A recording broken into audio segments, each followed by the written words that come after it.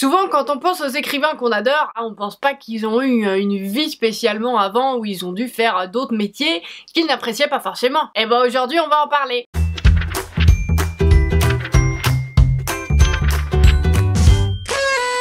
Bonjour et bienvenue, ici votre bon vieux Jeannot. Alors ça y est, si je dis pas de bêtises, pour ceux que ça concerne, vous avez eu vos résultats de Parcoursup et je vous souhaite d'avoir eu vraiment votre premier choix, mais malheureusement ça se passe pas toujours comme ça. Alors aujourd'hui, pour vous rassurer, j'avais envie de vous parler de différents auteurs qui n'ont pas écrit un best-seller du jour au lendemain et qui ont dû attendre un petit peu avant de pouvoir réaliser leurs rêves. Tout d'abord, je voulais vous parler d'Agatha Christie, on la surnomme la reine du crime, et il faut dire que elle, ça partait plutôt mal. Sa mère ne voulait même pas qu'elle apprenne à lire, donc finalement elle s'est appris elle-même à lire toute seule à l'âge de 5 ans. Ah oui, badass hein. À la base elle voulait être artiste lyrique, donc elle va s'orienter vers des études de chant et de piano, mais finalement elle a trop le trac, elle est trop stressée, donc elle arrive pas vraiment à faire ça quoi. Elle va commencer à écrire, hein, c'est quelque chose qui va venir quand même assez tôt chez elle, mais on va lui refuser ses textes.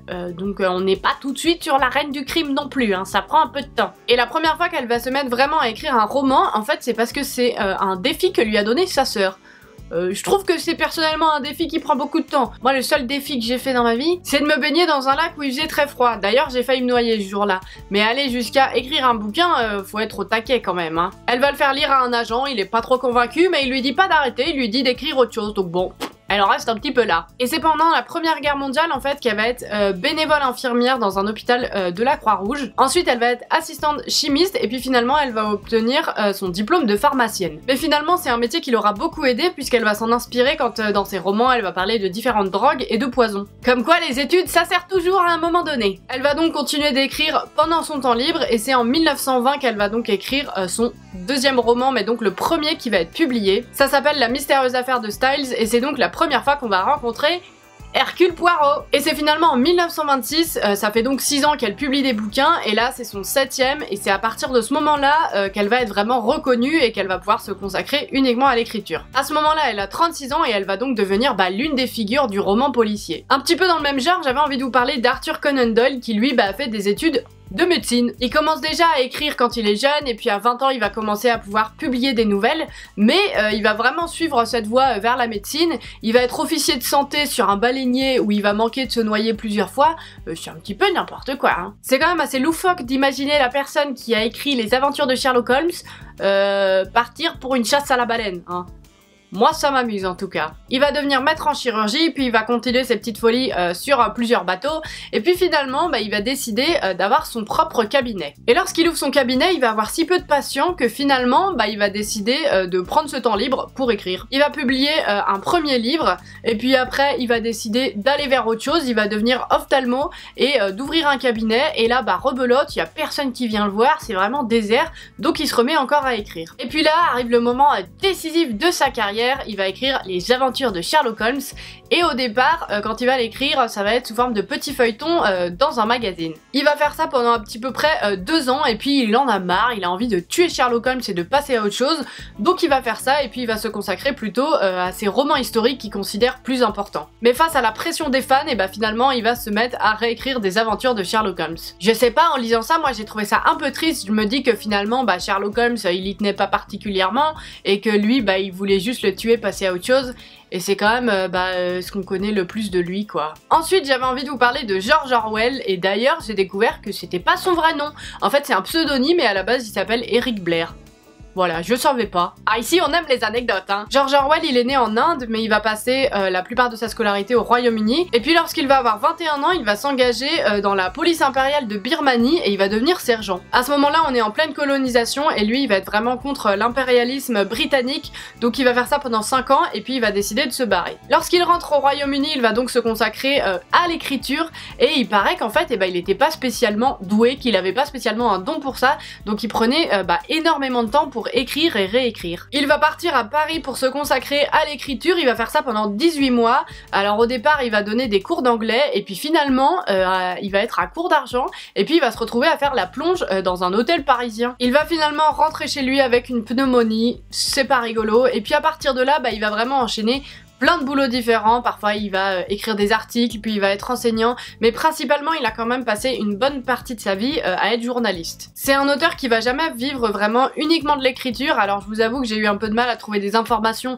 à savoir si c'était parce qu'il voulait pas faire que ça ou pas, mais en tout cas lorsqu'il a publié son premier roman, ça c'est assez sûr, ça a pas été suffisant en termes de thunes, donc il a dû continuer de bosser à côté. Et pendant toute sa vie, il a toujours travaillé à côté. Et finalement, en fait, il a écrit son roman qu'on connaît aujourd'hui, 1984, et il est mort, finalement, quelques temps après, quoi. Mais en tout cas, une chose est sûre, c'est que c'était quelqu'un, en tant qu'auteur, mais aussi en tant que journaliste, de très engagé, et ça, on le voit beaucoup dans ses livres. Ensuite, on va parler d'Harper Lee, qui a écrit Ne tirez pas sur l'oiseau moqueur, et elle aussi, elle a eu quelques petites vies avant de devenir écrivaine. Elle a fait des études de droit à l'université d'Alabama, mais finalement, elle a arrêté en cours de route pour partir à New York, et elle a été employée de bureau pour une compagnie aérienne. C'est donc la petite dame qui s'occupait des réservations. Et finalement, elle va décider d'arrêter de se consacrer uniquement à l'écriture, tout ça avec le soutien moral mais aussi financier de ses potes. Ah ça c'est des amis, hein. Elle est d'ailleurs très proche de Truman Capote et elle va l'aider pour écrire l'un de ses livres de sang-froid. Elle va ensuite proposer un premier livre à son agent, mais à l'époque c'est pas vraiment un livre, c'est plus un recueil de nouvelles,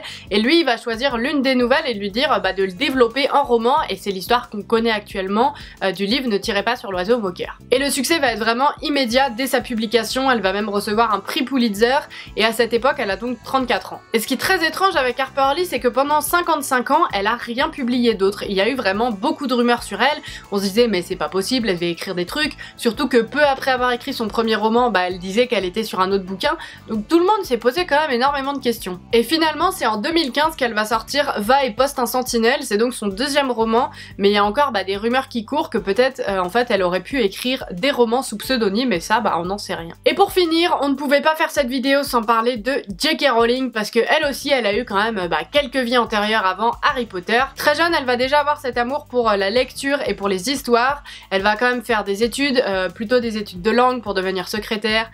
Elle le fait plutôt pour faire plaisir à ses parents, elle ça l'enflamme pas de ouf. Pendant une période elle va donner des cours d'anglais à la Sorbonne, puis ensuite elle va être secrétaire bilingue pour Amnesty International, et puis elle va avoir vraiment plein de périodes différentes où la plupart du temps elle va être prof. Puis un jour elle va travailler à la chambre de commerce de Manchester, et en fait c'est pendant que elle est à Londres et son train pour Manchester a du retard, et en fait c'est à ce moment là que va germer dans sa tête l'histoire d'Harry Potter. Elle imagine un sorcier qui aurait raté son train pour aller dans son école de magie. À ce moment-là, elle a rien vraiment pour noter, donc c'est juste une petite idée, mais elle va commencer à y penser et à écrire des notes qu'elle va stocker dans des boîtes à chaussures. Et puis ensuite, J.K. Rowling, elle va vraiment avoir une période pas facile, c'est le moment où elle commence à peine à écrire Harry Potter, et elle va perdre sa maman, donc ça va être vraiment une période très sombre pour elle.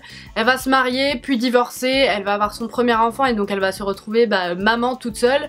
La séparation avec son mari a été compliquée, c'était un mari violent, et à ce moment-là, elle va faire une dépression. À ce moment-là, elle considère que sa vie est vraiment un désastre, ça fait 7 ans qu'elle a eu son diplôme, et elle vient d'être licenciée, donc franchement c'est pas une période facile du tout pour elle. Elle va finir par retrouver un travail d'enseignante, et puis elle va se consacrer à l'écriture d'Harry Potter.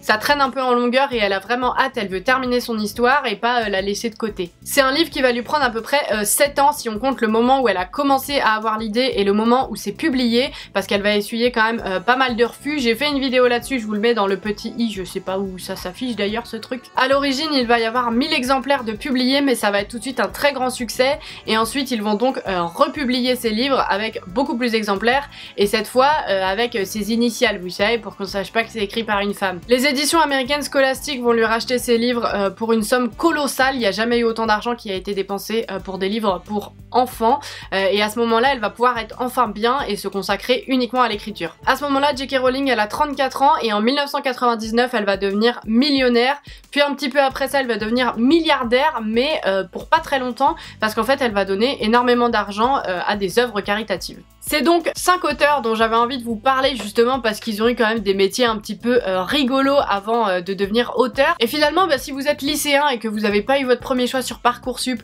ou alors que vous êtes, je sais pas, quelqu'un qui essaye de se mettre à l'écriture, ou peu importe le rêve que vous avez en tête, je pense que ces histoires elles peuvent être intéressantes pour se rendre compte que ça prend du temps. Quand on a un rêve et qu'il y a quelque chose qu'on a envie de faire et d'aboutir, ça se fait pas en 3 minutes malheureusement, et je pense qu'il faut vraiment pas se décourager. Donc finalement c'est quand même une petite petite vidéo pour vous encourager, peu importe ce que vous entreprenez, à faire ce qui vous fait plaisir et à aller au bout de vos rêves. C'est donc tout ce que j'avais pour vous aujourd'hui, j'espère vraiment que ça vous aura plu. Dans les commentaires, je voudrais bien savoir quel est le truc justement que vous êtes en train d'entreprendre, qui prend du temps et que vous avez vraiment envie de voir aboutir. Ça me ferait vraiment plaisir de découvrir un petit peu vos projets. N'hésitez pas à liker cette vidéo si elle vous a plu, ça fait toujours plaisir. Et puis moi, je vous retrouve la semaine prochaine.